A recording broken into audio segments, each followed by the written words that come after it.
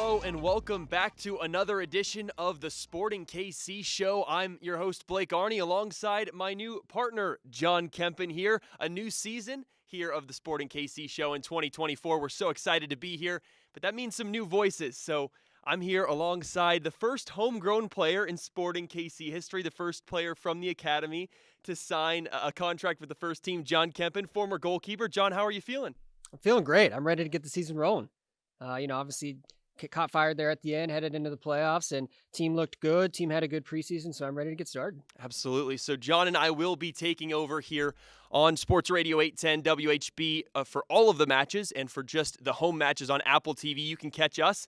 Listen to us as the home broadcaster. So I know myself personally could not be more excited to be taking over this role. Obviously, Nate Bucati, Ali Trost-Martin, two people that I got to work with the last couple of years working on the Sporting KC broadcast. It was really great to learn from them, and they're two people that, two of the best in the business. So certainly Jacob Peterson, being the radio analyst previously, I got to work closely with him. He was another one. That guy, he loves this club. He loves the game. He is one of the best people to have around to learn from, and I certainly would pick his brain and find little things that he would love to talk about when it came to this club. Got some big shoes to fill here, John. Yeah, well, you can't beat those three. Obviously, I played with Jacob. Love the guy. Nate's awesome, and Allie's great. So, I'm glad that I'm here with you. I'm very honored to take over this role. Obviously, representing my hometown in a different capacity after playing for the team for 7 years. So, I think it's going to be awesome. I'm really excited for the season and ready to rock. And so for those of you, I'm sure you probably know John a little bit more because he played for the club. Obviously, like you said, you grew up around here. I'll give myself, I guess, a little bit of an introduction so people can maybe get to know me a little bit more. I grew up right around here in Shawnee, so not too far. I'm a Kansas City kid myself. Went to school at the University of Nebraska, though, so I strayed away from Kansas City, but found myself back here as I was working for the club, working in the broadcast crew with Nate and Allie. Got some great experience learning under them, learning this club. Of course, was able to follow the club growing up as a huge soccer fan. I was never quite as good on the field maybe as you were. John, I will say I was a keeper at one point in my career. You got the height for it. I do. We're both long. I guess we got the long arms, long legs. That worked. I did have a bad game one time, though, and a coach told me I needed to apologize to the team. So I think that was the end of my goalkeeping career. So I hung up the gloves after that, and then, played a little bit of central midfield, center back for a little bit, and decided, I think my playing career, I was a little too skinny and just got bullied off the ball all the time. So I decided, I'll leave it to guys like you to keep doing it on the field. Well, you still fit the part. You play the part. So I know you know what you're talking about. Well, that's good. I'm glad we can, shift that. Obviously, after your playing career, after my, I guess, a lot shorter playing career, we can shift it into something where we still get to follow the game and, follow this great club that I know I had great experiences watching guys like you out on the field, and seems like you had some great experiences as well. But, as we shift into this 2024 season, John, it's going to be a very exciting season. That's for sure. A couple of new changes around the season or around the team, a couple of new players coming in, players going out. I mean, I guess we got the chance to go down to Miami and see this team in action playing against Florida International University. I guess, what are some of the things that you saw when we went down there from this team that you maybe like, and things that maybe have changed a little bit? Yeah, well, what I really saw was the team was hungry. You had a lot of newer faces. You had some younger players, but you also still had those veterans there, like Alan Polito and Johnny Russell, Tim Melia. So I'm really anxious and excited to see how kind of those younger players mesh with those veterans and how those veterans can build up those younger players to have a successful season. Yeah, and you talked about some of the veterans. Of course, one player that left this offseason, Gadi Kinda, went to play in Israel, his home country. He'll be a player that Sporting Kansas City will miss dearly. Had some great seasons, of course. That incredible goal in St. Louis that, just sent the away section into pandemonium, and then they came home and obviously took down St. Louis in that second leg of the playoffs. He will be truly missed, but two players that will absolutely be missed by this fan base, Roger Espinoza and Graham Zusi, two players that you got the chance to play alongside. That's some veteran leadership that's leaving this locker room. They were leading the locker room, now gone from this team. I guess, how do things kind of shift? Obviously, they didn't play 90 minutes week in, week out in the later parts of their career, but they're still practicing with the team. They're still there every single day in training with the team, in the locker room prior to games, after games. They're that veteran leadership. Of course, there are players that can kind of shift into those roles, but I mean, from your experience playing in this game, how do those things kind of change as those players move on past their career? Well, I think you said it best. They laid the groundwork for this club. They won championships. They were a part of winning teams, and I think that they have left a legacy here at Sporting Kansas City. But I also think that they have transferred over some of those traits to some of these other guys, some of these younger guys. You still have veteran like Tim Melia, like I said. Johnny Russell's leadership, has been huge over the past couple of years. So I think that it's going to be interesting to see who steps up and kind of takes over that leadership role. Now that Zusi and Espinoza have left, and those were two good friends of mine. They're still two good friends of mine. They had, amazing career here at Sporting Kansas City. So it's a lot of, it's huge kind of shoes to fill for sure. But it's another thing that I'm anxious to see who steps up and kind of takes over those leadership roles. A couple of legends leaving on the field, a couple of sporting legends leaving the broadcast crew. I guess we're the guys that have to step up into that role, just like this team. Sporting KC, I will say a little note on Roger Espinoza and Graham Zusi. They were the two remaining players on this team that had represented this team as the Kansas City Wizards. Now they're gone, so no player on this team. There's still a couple guys around the league that maybe could fill that role if they were to come back for some reason, but obviously those two, the last two that were able to represent the team as the Wizards before they obviously now as Sporting Kansas City in the new stadium, those two were truly two incredible players at this club, and two players, like you said, you got to be alongside. Of course, shifting, we'll focus more on the Houston game in a little bit of a later segment, but as we're talking right now, some of the changes in the offseason, of course, talked about the players that are leaving, but we do have a couple of new players coming in. Zorhan Basong was signed, Memo Rodriguez, as well as Alanis Vargas. He had a great stint with SKC2.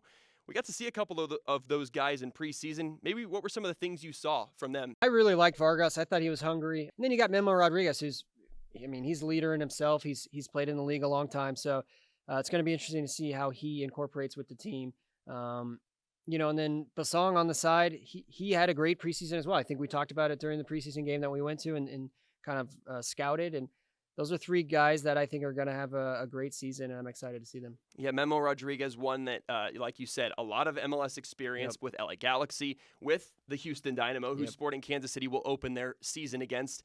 I will say, when he first came into the team, obviously, he was trialing, and we were there in Miami. He came right up to me. He came right up to some of the creative crew that was there, introduced himself, certainly made a good first impression on me. So I guess I'm already a fan of Memo Rodriguez in this team. Yeah, exactly. I think what you saw there was he wanted to be on Sporting Kansas City. I think he realizes, Houston and Sporting are their rivals. They've always had battles. It's always been tough games. And I think he's seen that. And I think now he wants to be on the good guy side. He wants to be on Sporting Kansas City. So you saw that in preseason. Great guy. I'm excited for him and excited to see him this season. So looking ahead a little bit, of course, we had the preseason is over now. We're looking ahead to Houston. But if you look back at last season, this same time, obviously, we can get into the 10 games where they couldn't, Sporting Kansas City couldn't find a win. But a big reason, I think, a big reason that was the case is because of some of the injuries. You look at this time around, Sporting able to escape preseason without any, I feel like, major things that major news that you're talking about that is detrimental to the season. Of course, Logan and Denbe will be missing the early portions of the season because of the injury he picked up and played on a torn ACL, and had an ACL surgery after that St. Louis match. Kyrie Shelton will be missing a decent portion of the beginning of the season. But outside of that, you look at last year, it was Johnny Russell, Alan Pulido, Tim Melia, guys like that, Gadi Kinda, and Denbe included into that were missing. So maybe you can avoid some of that sluggish start that you saw as opposed to last season. Exactly. You said it. You don't want to start off sluggish. You don't want to go, with a couple games without a win. So starting the game off with a healthy team. I mean, obviously Ndembe is a huge loss, and Kyrie Shelton as well. So, that hurts, but you still have a relatively healthy team going into the home opener and to the first game of the season. So, it's going to be exciting to see how they can kind of use everybody. I mean, it's always, as you go through the season, there might be some injuries, but it'll be good for people to get experience, get some minutes. And it's nice to see that nobody got injured during preseason. Yeah, of course, Peter Vermes always talks about in the preseason that's the biggest goal. Of course, Yeah. there's plenty of good things that you can take out of preseason. Players playing well, guys impressing. I think we did see a little bit of that, like you talked about with some of those guys, that did impress in the preseason. But the biggest thing is to walk away from preseason and be relatively injury-free so that you can go into the season knowing you've got a full roster to play from. Of course, Sporting Kansas City hasn't always had that in the past, but this season, like we said, it'll be a little bit better. Yeah, sure. Preseason games count, right? I mean, you're getting better, you're getting to know each other, you're building your tactics, but this weekend's when it counts. Saturday, the 3 points on the line, this is when it counts. So thankfully, nobody got too injured during preseason. Everyone's going in healthy. It's going to be a huge battle against Houston. Like I said, they're, at least in my eyes, they've been a rival in the past. We've always had some tough games, especially playoff games against them. So it's good to see everybody fit. Houston, a team Sporting seems to match up a lot against, especially last season. But we'll get to all of that Houston, prior to the Houston matchup coming up here on the Sporting KC show. After we take a little bit of a break, we've got a good segment coming up with Daniel Salloi. We'll talk to him about the season that is upcoming. Sporting Kansas City kicking their season off against Houston. Of course, we talked about some guys on this team that maybe have a little bit of history with that team, some guys who have played on that team. So there will be plenty to talk about later as we continue here on the SKC show. Thank you so much for listening here on Sports Radio 810 WHB and wherever you get your podcasts. We'll be right back with a segment with Daniel Salloi. Welcome back in here to the Sporting KC show on your home for Sporting Kansas City, Sports Radio 810 WHB. Make sure to follow Sporting on all the socials. And if you're watching here on video, you can see right next to me is Daniel Salloi, Sporting's new number 10. Daniel, how are you feeling? Good. How are you? I'm good. I'm excited to be back for this new season. Of course, you guys just, finished up your training for heading into this first game week. You had preseason in Fort Lauderdale, Miami area. You came back. I guess, how has that transition been so far, coming back from Florida into Kansas City? You've gotten some good weather here for mid-February. Yes, very happy about that. The transition is not always easy with the weather coming back from preseason. But yeah, we're excited. This is always, it's a long break, always off-season, preseason. You just want to start the season. So we're all super excited to be back on the field this weekend. So what's that mentality like right now in the locker room? Kind of raring to go? Yes, of course, everybody's ready to go. I think it's always nice to see everybody start, with a blank page. You can write your own story again from day one, and this is what's happening now. A lot of guys are very excited, so I'm excited to see what we can do this year. And so I mentioned it a minute ago, but it's no longer DS20. It's now DS10. Yes. How does that feel? How'd you kind of go about making that decision? Yeah, I'm super excited to have the number 10 this year, and I've never had it in my professional career. I was number 10, in my academy days, but being number 10 as a professional is always just difficult, and it's a totally different story. I was number 30, I was number 20, and then I always wanted to make the jump to number 10, and this year I did it. Obviously, I asked for permission, and they said I deserve it, and I'm so excited that I have accomplished this at this club. And there's been, great players who worn the number 10. I think I can step up my game even more with the number 10 now. How does that conversation kind of go? That number came open. Did you feel like, or I guess, who did you talk to kind of figure out, okay, did you have to fight guys for that number? Did you kind of have first dibs? How did it go? No, it was, I asked Peter, and I told him that I would love to have the number 10. He said he'll make sure I have it, and he did that. And when we started preseason, my boot bag had the number 10 on it, and I was like, "This is happening." And they were like, "Yeah, you got it." So I'm very excited. The guys were excited for me. So we did the media day the other day, and it's just nice to see. I'm a little kid, like seeing my name with the number 10, and it's all exciting for me, and I can't wait to play in that number. Absolutely. So, there's been some changes this past offseason. Of course, Roger Espinoza, Graham Zusi leaving the team. They're two players that obviously you played with for a little while.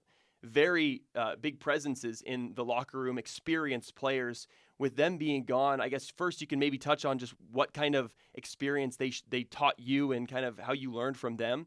But also, how is your role kind of changing as a leader on this team? Yeah, those guys, they are a good friend of mine. We were always hanging out together. We would not just on the field, but away from it too. We had our little group, and it's sad to see them gone. They are legends of this club, and I'm so lucky to play with them and have learned so much from them. And they pretty much helped me become the player I am today.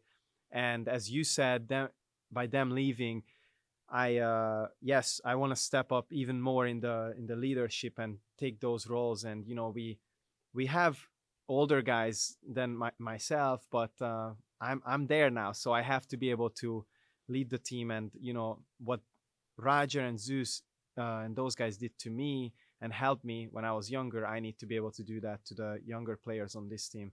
It's all very exciting, to be honest, because it's exciting when you're a young player, but it's also exciting when you have new challenges, and this is one of those. So what kind of leader are you in the locker room? Are you someone who's going to rile guys up, get everyone going with some words, or are you just one of those guys puts your head down and kind of gets to work? I think I'm more the work bit. I think Johnny is great at actually talking a lot. I think I need to still work on that. It's difficult to be motivational. You have things that you think of, but when you say it out loud, you're like, oh, that didn't come across as good as I thought it would. Yeah. But you need to learn those things. But I think leading by action is already one thing, and I think I've done that in the past. And so, you talked about some of the experience that you have. You may not be the older guy on the team, but you're definitely one of the most experienced players here at this club, heading into your 8th or 9th season with the first team. I guess now that you've had that many preseasons, that many, first match weeks, have you kind of figured out what your routine is, what you like to do heading into a new season? Yes, of course. It's always very exciting, but it's also difficult. You are a little bit more nervous to get those first passes right. You're nervous to get those first results, and you need a lot of things to go well, to feel good early on. But definitely helps that you have the experience, and I think I'm actually very excited to go back to Houston because our season ended there last year, and it's nice to start there, and go for a win, and start the season right. You beat me to the punch there about that. Does that motivate you guys in any way? I know, we talked to Peter Vermees during the media availability. He likes to say, we don't look at that. It's a new season, but I've heard from a couple different players that there still is that little thought in the back of your mind. For you guys, how does that feel? Yeah, it's not that I go to sleep every night thinking about that we need revenge. Yeah, because it is a new season, and they advanced, and we didn't last year. Our season ended. But it's one of those things that you just wanna win, and it hurts when you get knocked out, and we've knocked teams out in the past, and I just know it's one of those feelings. When you go to the next game, you just want to make sure you get that next result right. So here's a chance early on, and hopefully we take it. Yeah, and finally, we're not going to Houston mid-July. So this is true. Very happy. You did get a good time to go. It's probably not going to be quite as humid. I'm sure you've played some tough games in that stadium. Yes. So, prior to that, you played against, obviously, St. Louis, San Jose in the playoffs. It was an incredible run to make the playoffs. It was just a really positive, I would say, end to the season. You had that huge goal in Children's Mercy Park against St. Louis. How do you guys build a little bit off that momentum and some of the momentum that you've built during the preseason? I think it's not the momentum, since it's a new season. It's more the just thinking about what we did from like a beaten position last year, like looking at halfway through the season where we were and what we became, in just knowing what we can do and we can accomplish together, and just the fact that we have this mentality to never give up. But also now looking at it, we have to realize that, okay, we couldn't win for 10 games last year, but sometimes that one win or that one tie, those couple points add up at the end. And that's why we have to be so focused, so smart in the beginning, because if you can get a couple wins, couple points, that can push you into the playoffs, or that can get you the position you wanted. So that's why I think we've learned a lot from last year. You talked about not going down to Houston in the middle of the summer. You guys have made a lot of trips to Houston in recent times. I think 4 trips to Houston in the last season and a half approximately. Is there anything about that city, about that that stadium that you enjoy about it, or maybe things that you aren't a big fan of? they have a very nice field, to be honest. So you can play, and you can tell that their team is very good at that. They keep the ball. They build out of the back. So I like teams who do that, because you respect it. I'm not a fan of when we keep the ball all game and somebody gets a lucky goal and then they win the game. Houston wants to play, and they are a creative team, and that's what we are always trying to be. So I think we always have good matchups there, and this should be a good one early on. Absolutely. And, you've got that match coming up. The next match will be the home opener, I guess, at Children's Mercy Park. What are you most excited about starting this season and then getting in front of the home fans? It's always fun. The home openers are always fun. You wanna get a win there, that's for sure. That's gonna be a difficult game as well with Philly. I'm excited because my friend Gosdog on Philly, he's gonna play, and it's always fun to play against somebody from your country, and we're good friends, so it's gonna be good to see him. But once again, we just have to get the win and start the season right. Absolutely. Try and get 3 points in Houston. Try and get 3 points at home. Like you said, you get to invite some people into your home at Children's Mercy Park. Daniel, thank you so much for joining us here on the Sporting KC show. We will be right back talking all things Houston in the upcoming match here on the Sporting KC show.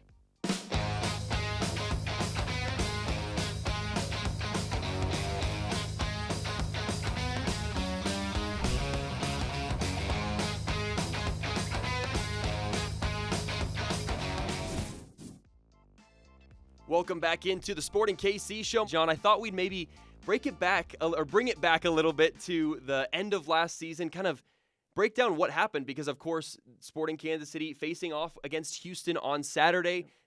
That's the team that knocked them out of the playoffs last season. So we'll go all the way back. Of course, Sporting making their way into the playoffs after that historically bad start to the season. They just are flying through the middle of the season. The late part of the year, they know what they need. It's a win against Minnesota, and they are most likely in. They were able to get some things to fall their way. Not only beat Minnesota, but then host a game against San Jose, one that they won in penalty kicks thanks to the heroics of Tim Melia. No surprise there, of course, in penalties. And then they go to Houston, or not to Houston, they go to St. Louis. And, of course, we talked about Gadi Kinda, that incredible goal. 4 incredible goals from Sporting Kansas City. They come home and win it. I mean, what was that, I guess, all of that build up to that moment of knocking out St. Louis and continuing into the playoffs? What was that like last season? Well, I think one word I'd like to describe that team from last season was resilient, right? You went through so many ups and downs of the season. They came together. They bonded. They banded together, and they caught fire at the right time. Squeak into the playoffs, obviously, keep everybody on their toes. Squeak it. Hey, they finished 8th. They finished. Make it hosted. Make it interesting. You obviously have some great plays during the playoffs. I mean, Tim Melia, obviously the GOAT at penalty kick saves. So I think that they can really build on that form that they had at the end of the season. Like you mentioned earlier, there was some injuries at the start of the season. Guys kind of finished the season healthy other than Ndembe. So you're headed into preseason now. You're kind of continuing rolling, with the punches from last season, and you've got a bunch of guys who have gained a lot of experience from those up and downs. They had strict off-season workouts that they were put together, strict diet during preseason, 4 weeks down in Fort Lauderdale, multiple friendly games where they were mixing the group up, right? You had some younger guys, maybe, second team players, guys who haven't gotten as many minutes, with a lot of these veteran guys, and they would play together and they would play against, the opponents. And Peter would see how those guys fit together. And then he kind of formed his starting 11, which I'm super excited about, obviously seeing on Saturday. I'm not giving any hints there, but it was cool to see kind of those newer guys and the guys who don't play as much play with some of these guys who have started all the time, and they started the entire season, and how they work well together. Because like I said, now if you're rolling with the punches throughout this season and through the ups and downs, you have guys who have played together in preseason. They've got minutes together. So there should be a cohesion no matter who's playing. So I guess what's that like as a player? You go into preseason and maybe what the starting 11 was in the previous years, or even maybe, you're a young player trying to prove some things to the coaching staff, trying to make your way into that starting 11. I guess, what's the main goal as an individual when you're heading into preseason and playing in those matches? I think it's just to learn from your mistakes and get better every single game. Get better every single training. They're going over film. I mean, a guy that I really am excited to see this year is Jake Davis. He obviously had a breakout season last year. Great preseason. That's a guy who got an opportunity and really took it. And I think a lot of these younger guys and these academy guys can look at Jake Davis and kind of look up to him and see what he's done over the past year. And even beyond that.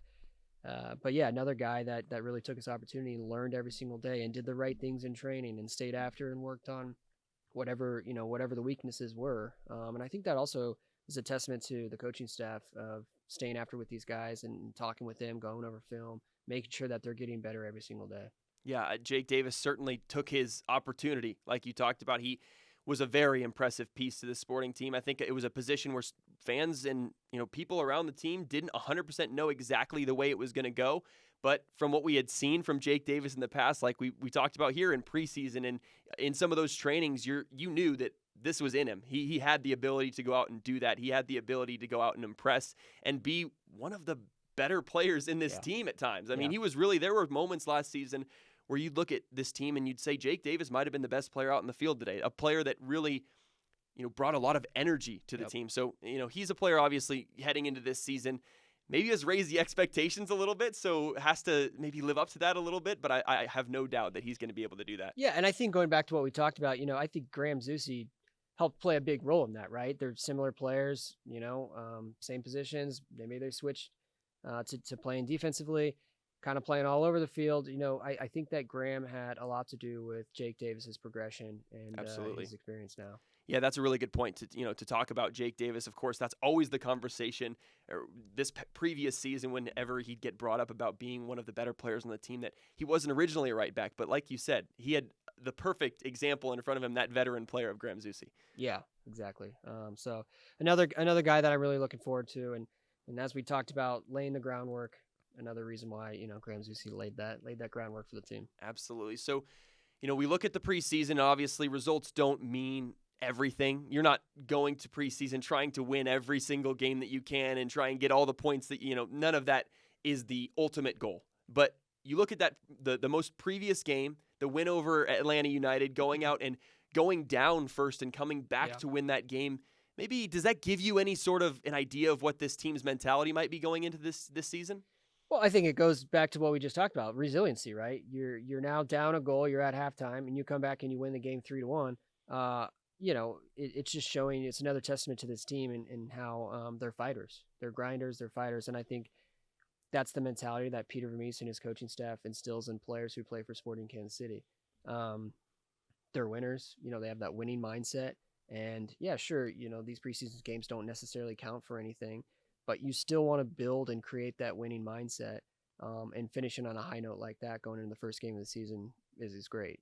Certainly was a high note for this, Sporting Kansas City team after that rough start to go out and not only advance into the playoffs and advance past the wild card round, but to get to curb the season of the rivals, the inaugural season of St. Louis City SC, to go and win both those matches in relatively convincing fashion. Of course, getting knocked out to Houston, not the way that this team wanted this season to go, but now maybe a little bit of a chance to kind of get some of that momentum back and take that away from Houston. Of course, Sporting so much momentum to build off of.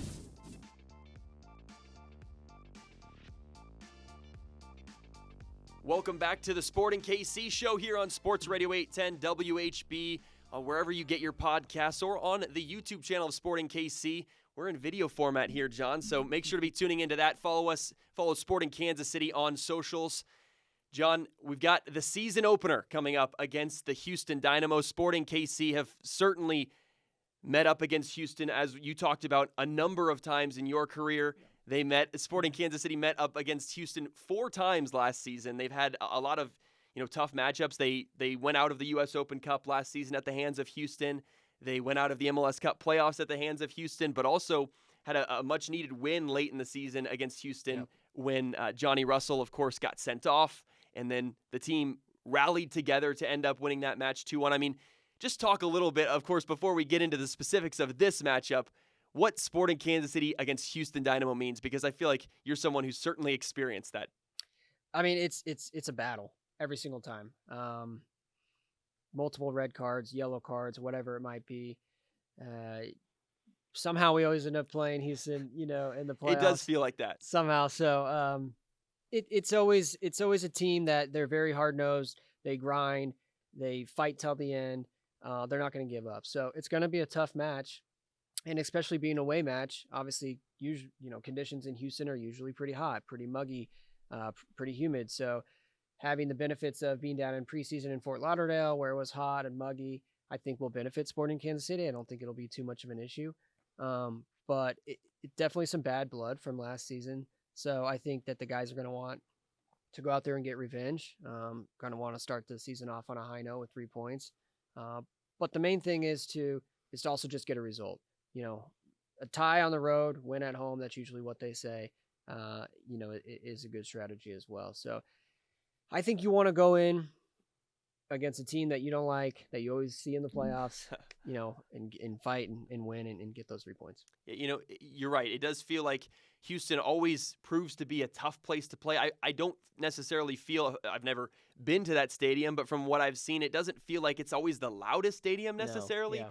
But it does prove to be a tough place to play. Sporting, this will be their 5th trip in about a year and a half to Houston. Of course, I said, they played in the playoffs. They played in the U.S. Open Cup.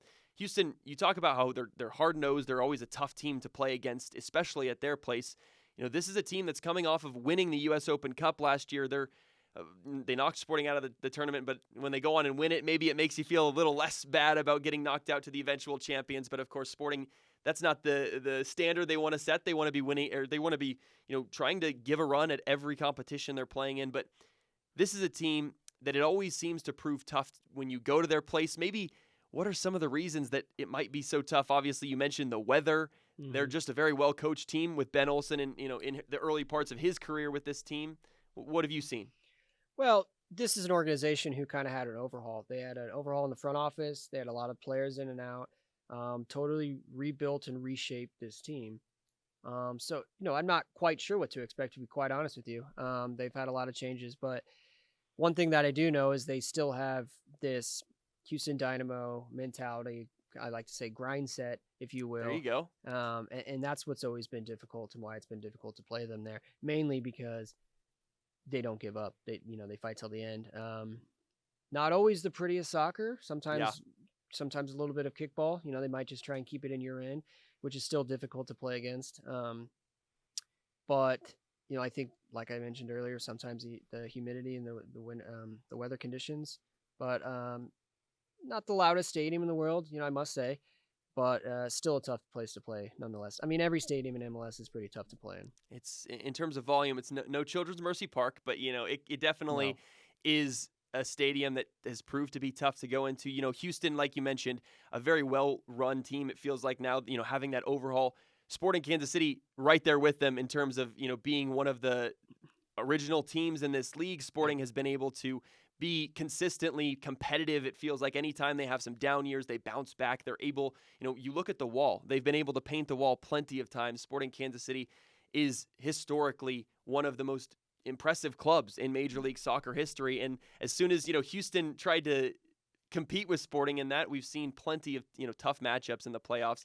I guess, do you have any specific moments you remember against Houston throughout your career that maybe made you less of a fan of that club? That's a good question.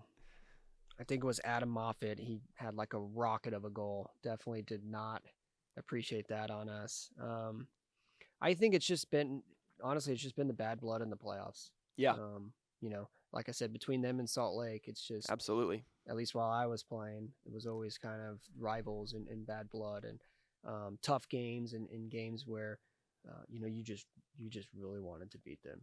Yeah, and obviously you really want to win in those playoff games, but especially when it's a team like Houston, especially it makes you want it even more. I'm sure. I mean, you had plenty of experiences like that. Yes. Every time we play them, and we would play them in preseason too, and of course it's preseason and it gets chippy, and there are some fights involved and so forth. But it's just a team that there's always been bad blood with, and even more so, I say, with what happened last year. And what is it about some of those preseason games against teams like, we saw incidents with Sporting Kansas City and RSL in the past, you talk about with Houston. Yep. Is there an edge to the preseason that guys are just kind of raring to go? Is that why sometimes moments like that happen? Well, I think it's a few things. You're raring to go. You're ready. You don't want to lose. Yeah. No matter whether it's a preseason game or Hey, a regular season game. Yeah.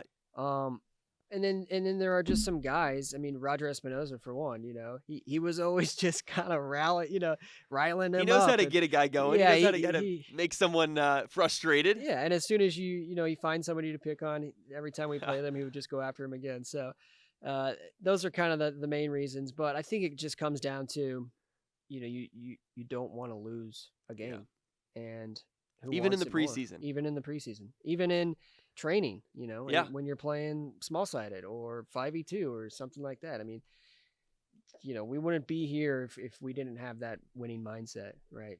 Yeah, absolutely. These are two clubs, two organizations that have certainly had that winning mindset, been able to win trophies. Of course, Houston's coming in, just last season. This is obviously the first game of the season. You don't want to, think too far into it, but of course, this is your first chance to get 3 points. You talk about, get 1 point on the road, 3 points at home. Is that something that maybe Peter Vermes has focused on more, or is that just a league-wide thing maybe?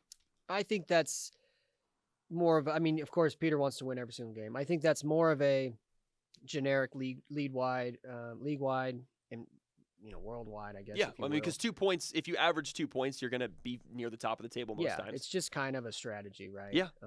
Win at home, win in front of your fans, win on your home turf. Don't let anybody come into your fortress, and beat you, and then get a result on the way, away, whether that's a tie or a win.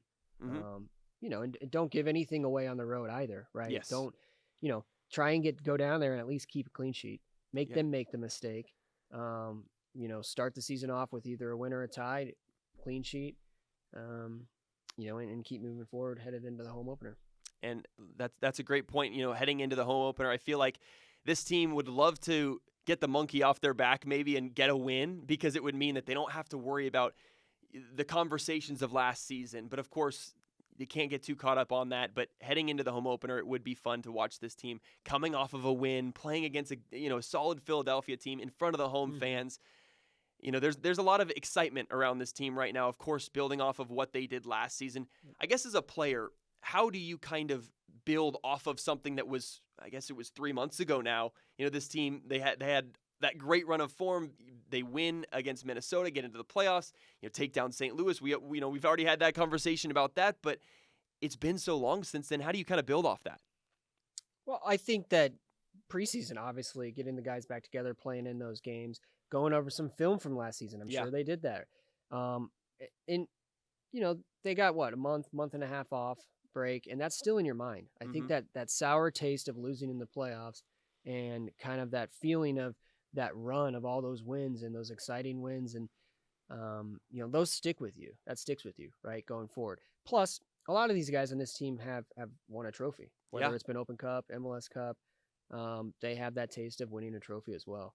So just having a great preseason, remembering all those wins, all those losses from the previous season, going over some of the film. I think that's something that they've really thought about this year. And I think that in order to keep that run of form, they needed to have a great preseason, and they did that, and they finished on a high note. Yeah, Sporting. We'll get into the a little more depths about this Houston team, because they're heading to Houston. Of course, the team that knocked them out of the playoffs. It was a cagey match, it felt like. Of course, there was some controversy about whether or not there was a handball. Should have been. We can get into all of that. I don't know if that's necessarily something that you have strong opinions about. Is it, John, about that whole situation? I'll have to look at it again. Yeah, I'll have to look at it again. That's a smart answer by you there, John. But this is a team that was in just incredible form, the late portions of last season, and then obviously in the playoffs. They're without Hector Herrera, one of the biggest pieces of their team at the beginning of the season. They are a very well-coached team. What do you expect from a game like this? Again, I'm not entirely sure, other than the fact of they're well-coached. They're going to grind. They're hard nosed. They're not going to back down, especially on their home turf. But you just don't know because there's a lot of changing pieces. There's a lot of moving parts. I do see them trying to use their speed and attack. Mm-hmm. Up top, get the first goal. I do see them trying to do that. So as long as Sporting Kansas City in the first 15 minutes can kind of weather that storm, I think as soon as they weather that storm, Houston's going to get a little anxious. They're going to get antsy. The fans are going to get a little anxious that they haven't scored quite yet. And that will open up little holes for Sporting KC to be able to play through. We saw during preseason, fantastic possession. They were really clicking on those cylinders and passing. So, something that they can really exploit here is first 15 minutes, keep the clean sheet. And then I think some holes will open up. What is it that Peter Vermees always says? I would talk to Jacob Peterson about this. Even or ahead at halftime, is that what he would say? Even or ahead at halftime. Yep, that's usually what we would say, and that's what Peter would say. And, it's essentially a game of two games, if you will, right? Two halves, get to halftime, even or ahead, start a new game over. And if you can start that game even or ahead, the away team certainly has more momentum in the second half at that point because some of those nerves, like you said, start to, kind of squeeze or kind of find their way into the game, and the away team can maybe take advantage of that. And like we talked about, it would not surprise me if this game kind of gets a little bit ugly at moments. We've seen these games get physical. We've seen, at the beginning of the season when teams are trying to fight for every point they can get, heading into the beginning portions of the year, it could get ugly. It could get just kind of not pretty soccer, but sometimes that's what you have to do on the road, right? Yeah, I think it's find a way to win, right? Yeah. Find a way to get a result, find a way to win. Jimmy Nielsen, big buddy of mine, right? Sporting legend. He would always tell me 15 minutes at a time, right? Take the game 15 minutes at a time. So first 15 minutes, super important not to allow a goal. Second 15 minutes, kind of settle down, get your shape. Last 15 minutes of the half, don't allow a goal. So it's almost like you talked about, it's a game and then another game. It's almost like you're playing 6 games in one. Yeah, and I mean, that's the way that I looked at it. That's the way Jimmy kind of had me look at it and the way he looked at it as well. And in the coaching staff here, like I said, sometimes first half, that's a game. Second half, that's a game. Even or ahead at halftime. Yeah, it certainly does seem like it's a little easier to kind of break it down so that you're not, it's hard to think about 90 minutes as one specific or one condensed game. It's a lot easier when you're kind of breaking it down into those 15-minute increments. Yeah, and set your goals, right? I mean, 15 minutes. Those are goals in itself. So how do you get the win? How do you win a championship? How do you win the conference? You have these small goals along the way. Obviously, your large goal is to win MLS Cup. How do you do that? Yeah, and that's something that I liked here that we did as well. Was we created these smaller goals. Be top 5 in most goals scored. Be top 5 in least goals allowed, stuff like that. And those small goals, those 15-minute increments, whatever it might be, get you to win MLS Cup. John, that's a lesson for life right there, I think. Break it down. If you have these big goals, break it down into little things. I like that. Yeah. How do you achieve that big goal? A bunch of little small ones along the way. There you go. So, for you guys listening, watching back home, there you go. John Kempin giving you life advice right there. But one more thing I want to talk about when we're talking about this Houston Dynamo team, Aurelian Cullen on the staff there. He's a guy that I'm sure you got to spend some time around when he was a player, obviously, but maybe as a coach, how does that kind of translate? Well, I mean, I think that it translates that he takes some of Peter's stuff, right? Yeah. Like, I mean, he played here. He learned a lot from Peter. He won championships. And I think that he took what worked for him from Peter, and created his own style, right? Went through the education that he needed, took some stuff from his playing experience, took some stuff from his former coaches. He's an awesome guy. He's a guy that you want to play for. I think he's a player's coach. So, I'm sure that there are some guys down in Houston that rally around him, but he's a winner. And I mean, he's going to get those guys fired up, that defense fired up. I mean, it's going to be a tough game. Yeah, it's always, a tough game. It's always a lot of guys fired up when we're heading into the first game of the year. So, a lot of speculation, but soon, the next show and this weekend, we're going to have plenty of time to talk about what's actually happening. No more of this speculation, no more of, okay, is this team going to have it together? Is this going to happen? Is this going to happen? We'll have some answers for you. So make sure to tune in to the broadcast here on Sports Radio 810 WHB. Myself and John will be on the call here, John. I'm pretty excited about this to obviously be on the call. You've had your own chance to do some radio analysis. What has your feeling been like when you've been able to get into that, having great experience as a player to use that as a radio broadcaster? Yeah, well, I obviously retired over a year ago. About a year ago today. So it's been nice to come back to my hometown club. Mm-hmm. They gave me a chance to play professional soccer when I was 17. Right. Yeah. To be able to have the opportunity after 13 years professional soccer to now represent them as a radio analyst was extremely special. When I first got that invite, and obviously it's been great working with you so far. I'm really excited for a fun season. I'm excited to see Sporting Kansas City do well. There's been, obviously, with the World Cup coming to Kansas City, there has just been so much soccer attraction, so many new fans, new faces. I know that Children's Mercy Park is going to be rocking. And I'm excited to share. I was obviously a goalkeeper, but I was able to see everything on the field, right? I was able to, 13 years of experience, learn from a bunch of different coaches, played for a few different teams, and I'm excited to share that with you all. Yeah, you had the chance to see the whole field from behind the defense. Now you'll have the chance to see the whole field from up in the broadcast booth and continue to share everything that you know about the game. John, I'm excited to be on the call with you. So like I said, right here on Sports Radio 810 WHB. But if you haven't already, make sure to follow Sporting KC on socials. Tune into the show here on YouTube if you aren't already. You can see John's beautiful face over here as well as myself. I don't know if it's quite as beautiful, but John, it was a lot of fun doing our first Sporting KC show here together. Any last words you got for the fans? No, just let's go. Obviously, Sporting Kansas City appreciates the support, and let's get those 3 points, and we look forward to seeing you all at Children's Mercy Park. Absolutely. 3 points up for grabs as Sporting KC takes on Houston Dynamo. Thank you so much for tuning in to this edition of the Sporting KC Show.